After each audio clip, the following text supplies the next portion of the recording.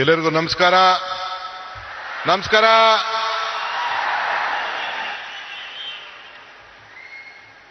Honorable Prime Minister, the leader of this country, Shri Narendra Modi ji,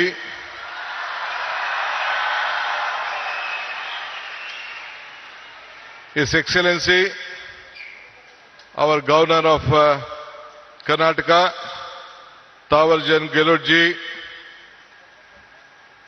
His Holiness Ramakrishna ಮಠದ ಬೇಲೂರು ಕೇಂದ್ರದ ಅಧ್ಯಕ್ಷರಾದಂಥ ಪರಮ ಪೂಜ್ಯ ಶ್ರೀ ಶ್ರೀ ಸ್ವಾಮಿ ಗೌತಾನಂದ ಮಹಾರಾಜ್, ನಿಮ್ಮೆಲ್ಲರಿಗೂ ನಮಸ್ಕಾರಗಳು. ರಾಮಕೃಷ್ಣ ಮಠದ ಟ್ರಸ್ಟಿ ಪೂಜ್ಯ ಶ್ರೀ ಸೂರ್ಯ ಮುಕ್ತಾನಂದ ಮಹಾರಾಜ್ಗೂ ಕೂಡ ನನ್ನ ನಮಸ್ಕಾರಗಳು.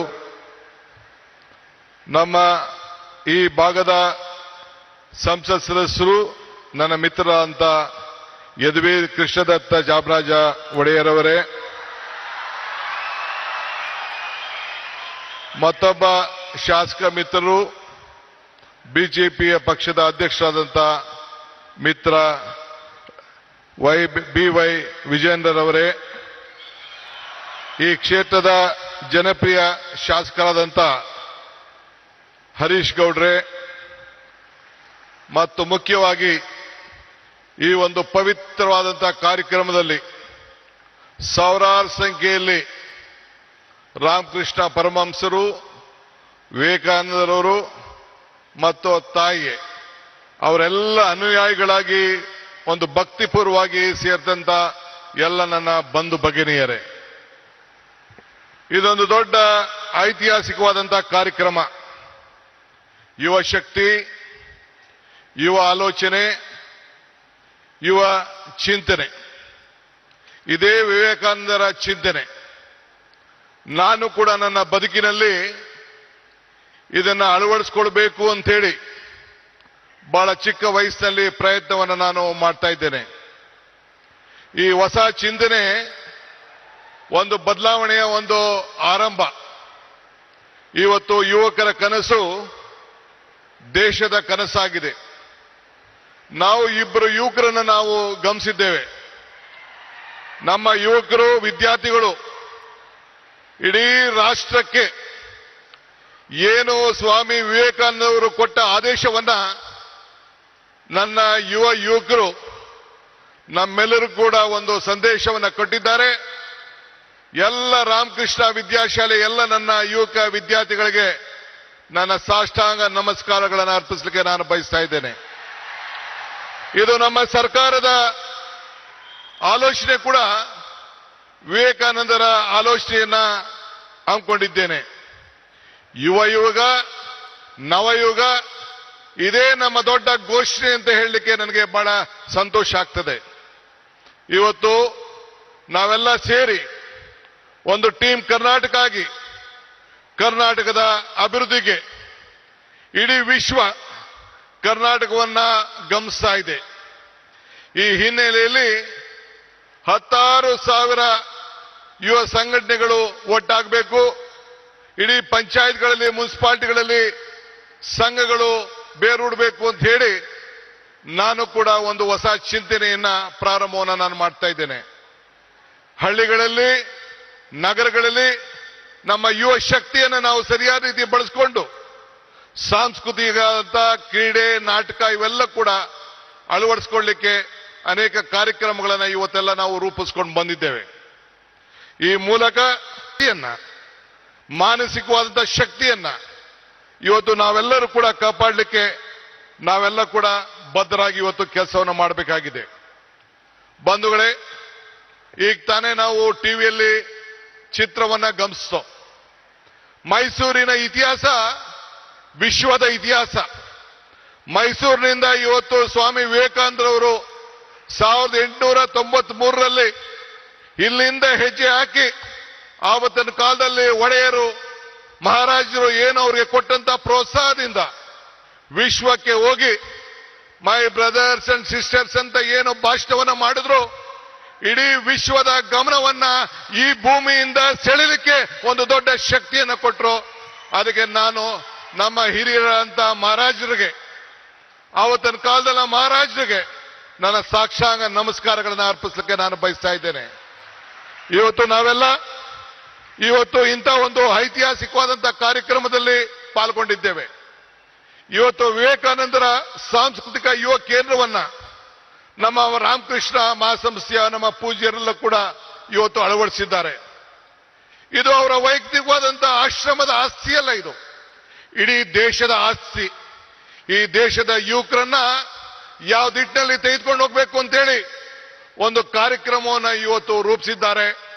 ಅದಕ್ಕೆ ಇಡೀ ಭಾರತದ ಯುವಕ ತಂಡ, ಯುವ ಸಮುದಾಯ, ಎಲ್ಲ ನನ್ನ ತಂದೆ ತಾಯಿಂದಿರು, ಹಿರಿಯರು ಎಲ್ಲರೂ ಕೂಡ ಈ ದೊಡ್ಡ ಐತಿಹಾಸಿಕವಾದಂತ ರಾಮಕೃಷ್ಣ ಸಂಸ್ಥೆಗೆ ಕರ್ನಾಟಕ ಸರ್ಕಾರದ ಪರವಾಗಿ ನಿಮ್ಮೆಲ್ಲರ ಪ್ರತಿನಿಧಿಯಾಗಿ ಅವ್ರಿಗೊಂದು ಸಾಷ್ಟಾಂಗ ನಮಸ್ಕಾರಗಳು ಮತ್ತು ಅಭಿನಂದನೆ ಸಲ್ಲಿಸಲಿಕ್ಕೆ ನಾನು ಬಯಸ್ತಾ ಇದ್ದೇನೆ.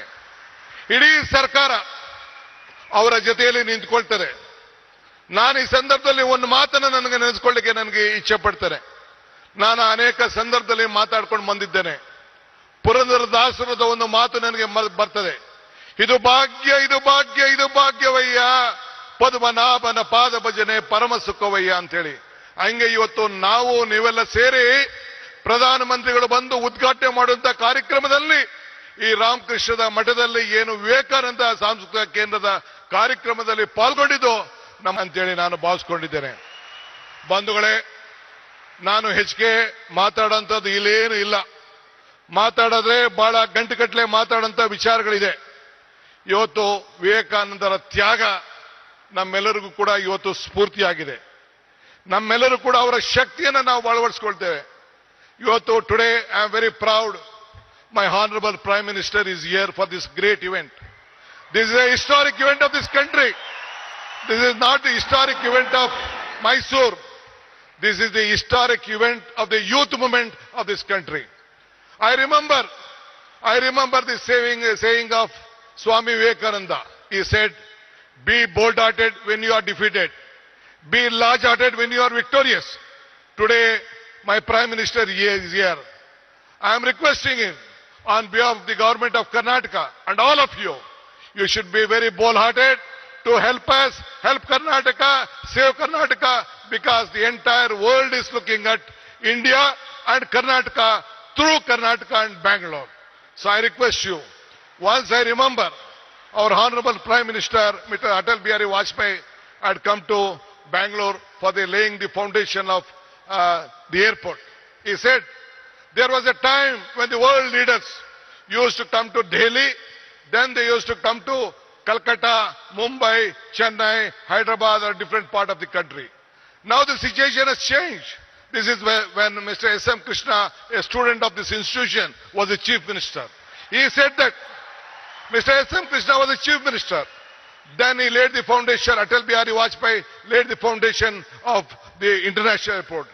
Then Mr. Vajpayee said, the situation has come. The world leaders are first coming to Karnataka and Bangalore, then they are coming to Delhi. This is the strength of this great people, our people of this country. Sir, Prime Minister, sir, you see the weather, you see the culture. This is the strength of this great state. The entire state stands with you. We want to work together. We want to work with the federal state. I appeal to you. Let us all work together. This is great.